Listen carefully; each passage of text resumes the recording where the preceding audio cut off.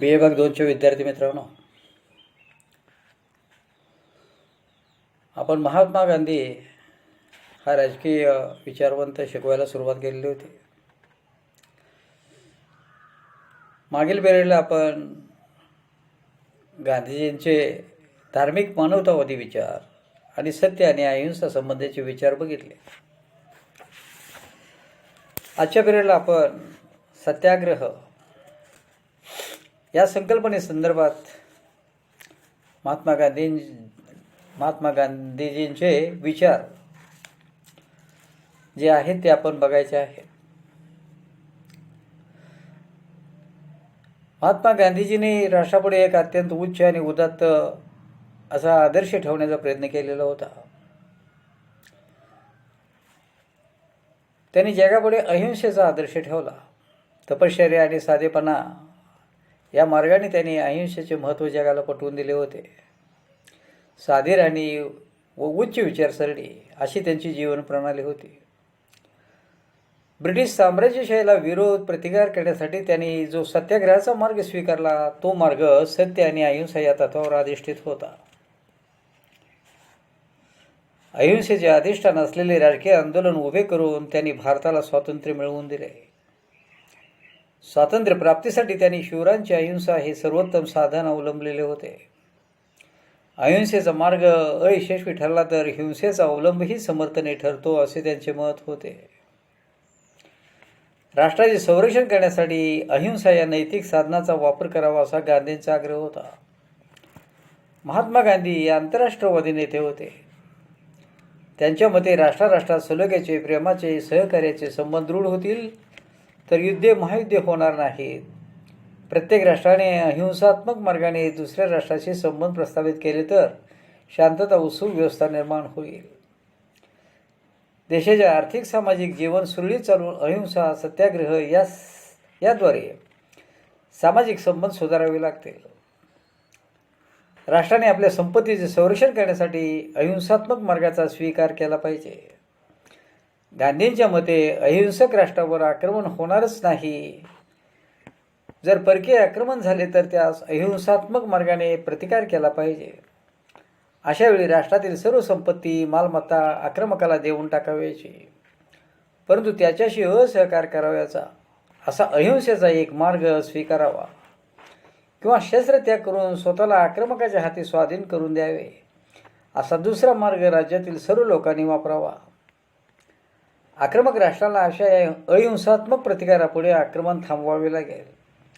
अशा प्रकारे महात्मा गांधींनी अहिंसेच्या तत्वाचा आंतरराष्ट्रवाद या दृष्टीने स्वीकार करावा असे मत मांडलेले होते. आता सत्याग्रहाबाबत त्यांचं आणखी मत काय आहे ते थोडक्यात आपण बघूया. गांधींच्या राजकीय विचारात सत्याग्रहाला सर्वश्रेष्ठ स्थान आहे. सत्याग्रह हा अहिंसात्मक पद्धतीने युद्ध करण्याचा एक मार्ग आहे. सत्याग्रह म्हणजे अहिंसात्मक संघर्षाचे सर्वात मोठे अस्त्र आहे. सत्याग्रह या शब्दाचा अर्थ सत्याचा आग्रह असा आहे. गांधींची सत्यावर प्रगाढ अशी श्रद्धा होती. सत्याच्या प्राप्तीसाठी त्यांनी अहिंसात्मक मार्गाचा अवलंब केला. त्यांच्या मते सत्याग्रहाला हिंसात्मक मार्गाचे वावडे असते. सत्याग्रहाचा मार्ग स्वीकारताना विरोधकाशी जे वर्तन करायचे ते अहिंसात्मक प्रेमळ असणे आवश्यक ठरते.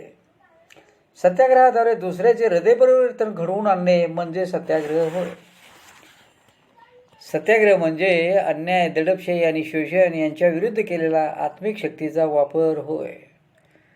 गांधीजींच्या मते हिंसेशिवाय लढाई करता येते, जिंकता येते हे सिद्ध करणे हेच तर सत्याग्रहाचे प्रधान कार्य आहे. अत्याचार करणाऱ्यापुढे मान वाकवणार नाही, पण त्याची मानही छाटणार नाही असा निर्धार सत्याग्रहात केला जातो. सॉक्रेटिस, येशू ख्रिस्त हे महापुरुष याच निर्धाराने लढले. अहिंसात्मक मार्गाने त्यांनी सत्याचा आग्रह धरला. त्यासाठी त्यांनी आत्मिक बलाचा वापर केला. महात्मा गांधींनी सत्याग्रहाच्या साधनांचा वापर करीत सत्याग्रहाचे साधन कोट्यवधी लोकांस वापरावयास शिकवले. पूर्वी केवळ महापुरुष सत्याग्रहाच्या साधनाचा वापर करीत होते, परंतु गांधीजींनी हा सत्याग्रहाचा मार्ग सर्वसामान्यांना मोकळा करून दिला. यातच गांधीजींच्या कार्याची थोरवी समजून येते. 1922 साली यंग इंडिया या वृत्तपत्रात गांधीजींनी सत्याग्रहाचा अधिकार आणि त्याचे महत्त्व यासंबंधी वर्णन केलेले आहे. ते म्हणजे सत्याग्रह हा मनुष्याचा जन्मसिद्ध हक्क आहे. तो व्यक्तीचा केवळ पवित्र असा अधिकारच नाही, तर ते एक पवित्र कर्तव्य सुद्धा आहे. जर सरकार जनतेच्या इच्छेचे प्रतिनिधित्व करीत नसेल आणि अन्याय विश्वासघातकी लोकांना पाठिंबा देत असेल, तर अशा सरकारच्या आज्ञा नाकारण्याचा अधिकार प्रत्येक व्यक्तीला आहे. अर्थात सर्व प्रकारचे कष्ट सहन करण्याची सत्याग्रहीची तयारी असली पाहिजे. वेळ प्रसंगी त्याला आत्मबलिदान करावे लागले तरी तशी त्याच्या मनाची तयारी असली पाहिजे. सत्याग्रहाने अंतिम विजय प्राप्त होतोच. यथा कदाचित सत्याग्रहीचा मृत्यू झाला तर ते त्याच्या विजयाचे द्योतक ठरते. त्याच्या मृत्यूनंतर हजारो लोक त्याच्या मार्गाचा स्वीकार करतात. गांधीजींनी सांगितलेली सत्याग्रहाची कल्पना ही निशस्त्र प्रतिकार या कल्पनेपेक्षा वेगळी आहे. सत्याग्रह आणि निशस्त्र प्रतिकार या दोन्ही पद्धती आक्रमणाला तोंड देण्यासाठी, राजकीय आणि सामाजिक बदल घडवून आणण्यासाठी उपयुक्त आहेत. परंतु सत्याग्रह हे एक नैतिक अस्त्र आहे. त्याचा आधार आत्मबल असून ते वीर पुरुषाचे अस्त्र आहे. याउलट निशस्त्र प्रतिकार हे मुख्य राजकीय अस्त्र असून त्याचा आधार शरीर शक्ती आहे. त्याचा वापर दुर्बलसुद्धा करू शकतात. विरोधकांबाबत सत्याग्रहींच्या मनात प्रेमाची आदराची भावना असते, परंतु निशस्त्र प्रतिकाराचा अवलंब करणाऱ्यात तशी भावना असतेच असे नाही. वेळ पडल्यास ते हिंसेच्या मार्गाचा देखील अवलंब करतात. सत्याग्रह गतिशील असून सत्याग्रही स्वखुशीने दुःख सहन करतात, कारण ते आत्मबलाने सत्याग्रहात सामील झालेले असतात. तर निशस्त्र प्रतिकार हा स्थिर असून यात भाग घेणारे व्यक्ती अनिच्छेने दुःख सहन करतात. महात्मा गांधींनी सत्याग्रहाच्या मार्गाचा अवलंब करण्यासाठी लागणारी पात्रता पुढील प्रमाणे सांगितलेली आहे. 1. सत्याग्रह करणाऱ्याची ईश्वरावर अढळ श्रद्धा असावी. अशी श्रद्धा असल्याशिवाय त्याला विरोधकाकडून जो त्रास होईल तो त्रास तो सहन करू शकणार नाही. 2. ज्या कोणावर एखादा विशिष्ट अन्याय झाला असेल त्यानेच त्या अन्यायाच्या प्रतिकारासाठी सत्याग्रह करावा. 3. सत्याग्रहीला संपत्ती व प्रसिद्धी यांची अभिलाषा नसावी. 4. त्याचे आरोग्य उत्तम असावे. त्याने ब्रह्मचर्य धर्माचे पालन करावे. 5. त्याला कोणत्याही गोष्टीची भीती नसावी. 6. तो ध्येयनिष्ठ असावा. 7. द्वेष, क्रोध, घृणा इत्यादी भावनांच्या आहारी जाऊन आपल्या मार्गापासून तो विचलित होणारा नसावा. 8. स्वतःच्या स्वार्थासाठी सत्याग्रहाचा मार्ग अवलंबणारा नसावा. 9. विरोधकाबद्दल प्रेम आणि आदराची भावना ठेवणारा असावा. अशा पद्धतीनं महात्मा गांधींनी सत्याग्रह करायचा असेल तर सत्याग्रहीच्या अंगी अशी पात्रता असली पाहिजे. ती 9 प्रकारे सांगितलेली आहे. गांधींच्या मते अहिंसेच्या आचरणाच्या बाबतीत परिपूर्णता प्राप्त केलेली आहे. अशांनाच केवळ सत्याग्रहात भाग घेता येईल असे नव्हे. चळवळीची शिस्त व नियम पाळण्याची ज्यांची तयारी आहे अशा कोणालाही त्यात भाग घेता येईल. कायदे पालनाची व शिस्त राखण्याची सवय असणाऱ्यांनी सत्याग्रही बनावे. सत्याग्रहाची चळवळ शक्यतो अस्तित्वात असलेल्या एखाद्या लोकशाही संघटनेमार्फत केली जावी. सत्याग्रहातील मागण्यांबाबत गांधीजी म्हणतात, सत्याग्रह मोहिमेत मागण्या किमान असाव्यात. त्या आणखी कमी करता येणे शक्य नसावे. मात्र त्या तत्वाचा आवश्यक गोष्टींचा बळी दिला जाऊ नये. विरोधकाला खुश करण्यासाठी मागण्या कधीही कमी करू नयेत. आपले सामर्थ्य कितीही असले तरी ज्या मागण्यासाठी आपण लढा सुरू केला आहे त्या मान्य होताच लढा थांबवला पाहिजे. तसेच प्रतिपक्षाशी वाटाघाटी करण्याची सत्याग्रहीने नेहमी इच्छा बाळगली पाहिजे व त्यासाठी सतत तयार असले पाहिजे. अशा पद्धतीनं महात्मा गांधीजींनी सत्याग्रह या संकल्पनेबाबत त्यांचे विचार, मौलिक विचार थोडक्यात त्यांनी सांगितलेले आहेत.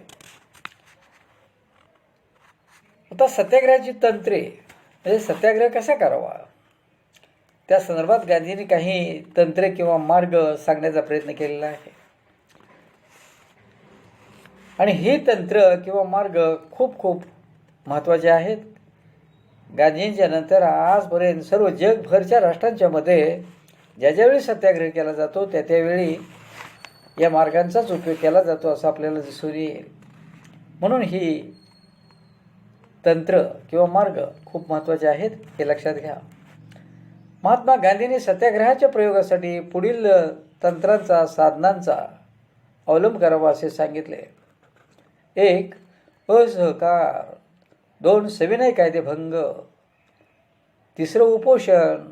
4. हरताळ. 5. बहिष्कार. 6. हिजरत म्हणजे देशत्याग. 7. निरोधन. आणि 8. शेवटचं धरणे. आता क्रमवार याची माहिती थोडक्यात आपण बघूया. असहकार हे पहिलं तंत्र आहे. असहकाराला असहयोग असे म्हटलं जातं, नॉन कोऑपरेशन असं इंग्लिशमध्ये त्याला म्हटलं जातं. महात्मा गांधींनी 1920-21 मध्ये असहकाराची चळवळ सुरू केली. ब्रिटिश सत्ताधाऱ्याकडून भारतीयांची पिळवणूक होऊ लागली, अत्याचार वाढले. अर्थात कोराडीचा दांडा गोतास काळ या न्यायाप्रमाणे भारतीयांनी अप्रत्यक्ष सहकार्य दिल्यामुळे ब्रिटिशांनी अत्याचार माजलेले होते. गांधींच्या मते जनता सहकार्य देते म्हणून ब्रिटिश अत्याचार व शोषण करतात, म्हणून अत्याचारी राज्याला सहकार्य न दिल्यास ते राज्यकर्ते सरळ मार्गावर येऊ शकतील. सप्टेंबर 1930 मध्ये कलकत्त्यात काँग्रेसचे खास अधिवेशन भरले तेव्हा जयकर आदी मंडळींचा विरोध असतानाही गांधींचा असहकाराचा ठराव पास झाला. पुढे डिसेंबर 1920 मध्ये नागपूर येथे काँग्रेसचे नेहमीचे अधिवेशन भरले. त्यावेळी असहकाराचा ठराव पास झाला. या असहकारात पुढील गोष्टींचा समावेश होता. किताब, सन्माननीय पदव्या वगैरेंचा त्याग करणे, सरकारी उत्सवादी कार्यक्रमावर बहिष्कार टाकणे, सरकारी शिक्षण संस्थांतून मुलांना काढून घेणे, कोर्टावर हळूहळू बहिष्कार टाकणे, भारतीय सैनिकांनी काम करण्याचे नाकारणे, कायदेमंडळावर संपूर्ण बहिष्कार टाकणे, विदेशी वस्तूंवर बहिष्कार टाकणे असा असहकाराच्या चळवळीचा कार्यक्रम गांधींनी सुरू केला. आणि अत्याचारी शासन नष्ट करण्यासाठी गांधींनी सरकारशी हा असहकाराचा किंवा असहयोगाचा लढा पुकारलेला होता. आता दुसरं तंत्र सविनय कायदेभंग. सविनय कायदेभंग करणे हा व्यक्तीचा जन्मसिद्ध हक्क आहे असे सांगून गांधींनी 1930-31 मध्ये सविनय कायदेभंगाची चळवळ सुरू केली. राज्यकर्त्यांनी जनतेच्या हिताकडे दुर्लक्ष करून अन्यायी कायदे करून राज्यकारभार चालवला तर ते अन्यायी कायदे लोकांनी पाळू नयेत.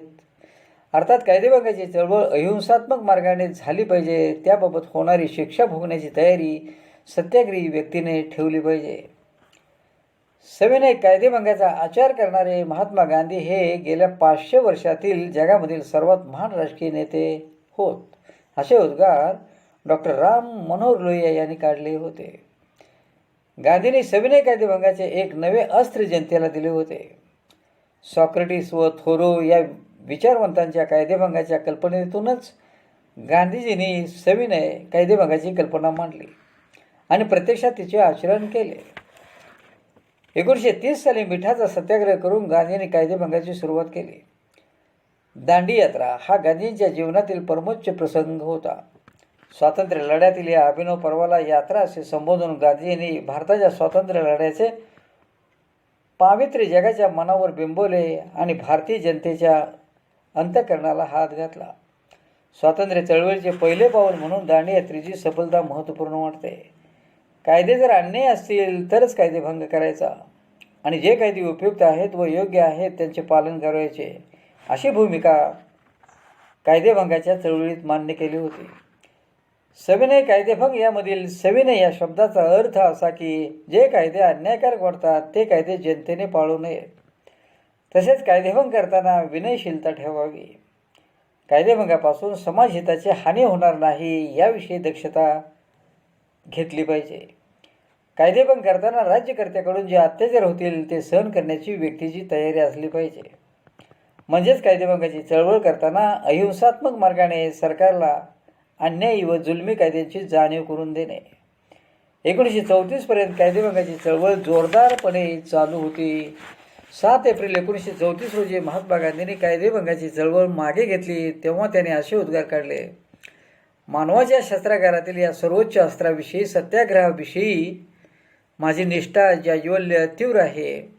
युद्ध किंवा हिंसाचार यांची जागा सत्याग्रह पूर्णपणे घेऊ शकेल असा माझा दावा आहे.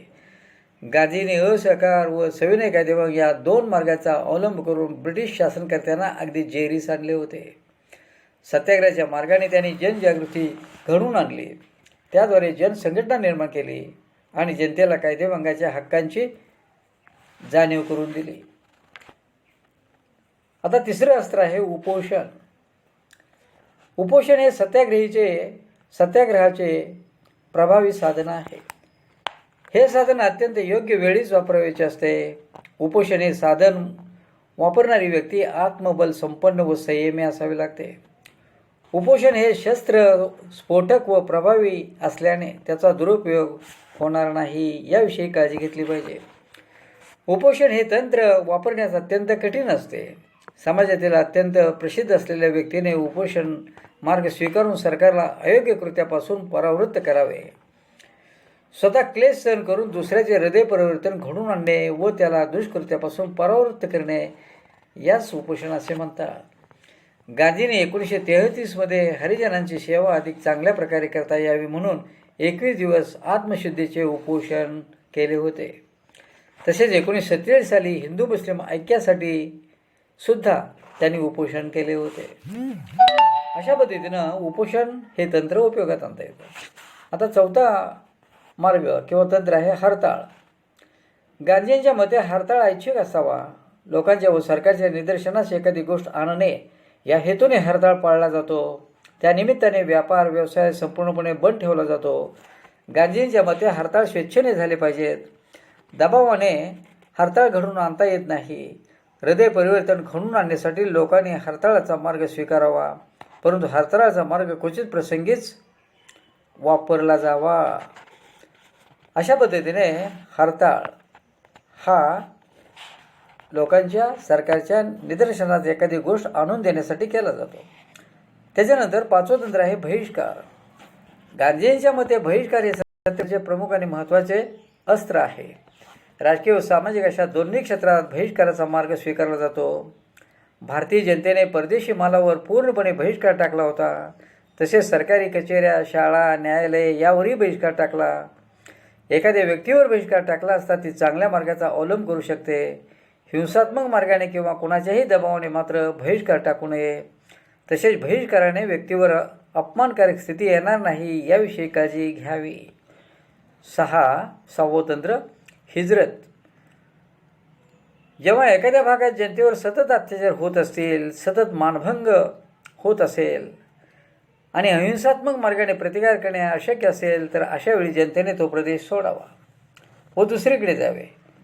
हिजरतचा सल्ला गांधीजींनी 1928 व 1939 मध्ये बारडोली, जुनागड, विठ्ठलगड आणि लिंबडी येथील जनतेला दिला होता. तसेच बोरसाड, जांबुसार या गावी हिजरत सत्याग्रह करण्यात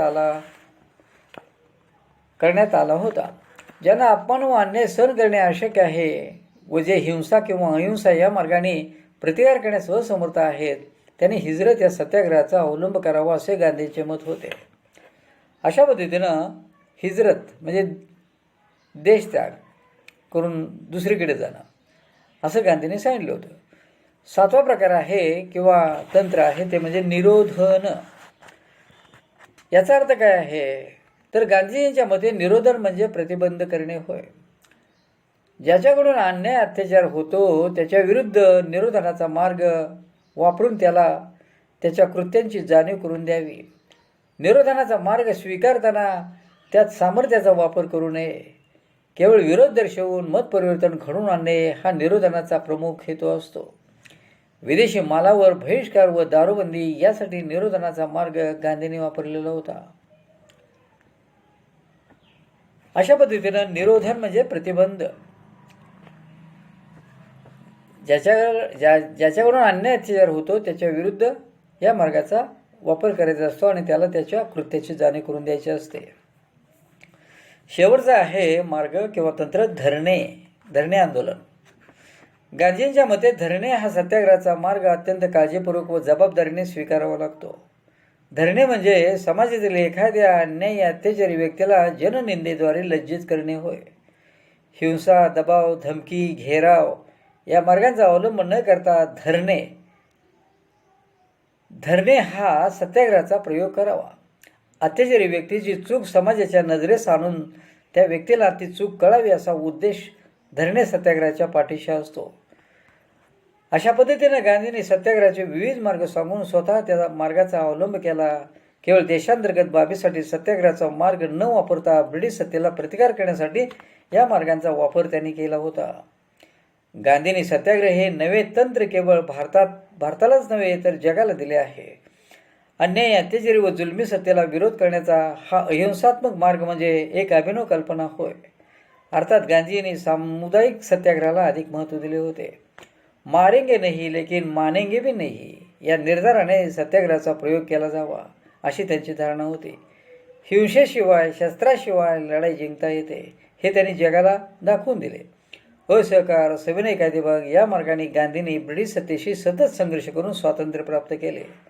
मार्टिन ल्यूथर किंग, नेल्सन मंडेला यांनी महात्मा गांधींच्या सत्याग्रहाचा मार्ग स्वीकारला होता. यावरून त्यांच्या सत्याग्रहाच्या तंत्राचे सामर्थ्य आणि महत्त्व आपल्याला समजून येते. म्हणजे अशा पद्धतीनं महात्मा गांधींनी सत्याग्रहाचा मार्ग, सत्याग्रह हे तंत्र साधारणपणे त्यांच्या कारकिर्दीमध्ये त्याने उपयोगात आणलेलं होतं. समोरच्या व्यक्तीचं, समूहाचं हृदय परिवर्तन घडवून आणणं आणि आपला हेतू साध्य करणं हा साधारणपणे सत्याग्रहाचा उद्देश असतो. पण ज्याला सत्याग्रह करायचा असतो त्याच्याकडे ठराविक पात्रता पण असणं गरजेचं असतं. आणि म्हणून मग गांधींनी सत्याग्रहाचा अर्थ सांगितला. सत्याग्रह ज्याला करायचा आहे त्याच्यावर अन्याय झालेला असावा अशा अन्याय व्यक्तीने सत्याग्रह करावा. सत्याग्रह हा करत असताना सत्याची बाजू समजून घ्यावी. उगीच विनाकारण कोणत्याही गोष्टीसाठी सत्याग्रह करायचा नसतो. सत्याग्रहाच्या माध्यमातून एखादं उद्दिष्ट साध्य झालं पाहिजे. आणि गांधीजीने स्वराज्य प्राप्त करण्यासाठी ही सत्याग्रहाची जी काही साधनं आहेत, असहकार, सविनय कायदेभंग, उपोषण, हरताळ, बहिष्कार, हिजरत, निरोधन, धरणे अशी जी काही सत्याग्रहाची साधनं आहेत त्या साधनांचा वापर पुरेपूर केलेला होता. आणि आपल्या देशाला त्यांनी स्वातंत्र्य किंवा स्वराज्य हे मिळवून दिलेलं होतं हे लक्षात घ्यायचं. अशा पद्धतीनं सत्याग्रह ही जी काही गांधींची संकल्पना आहे ती संकल्पना या ठिकाणी संपते. या ठिकाणी आपण थांबूया.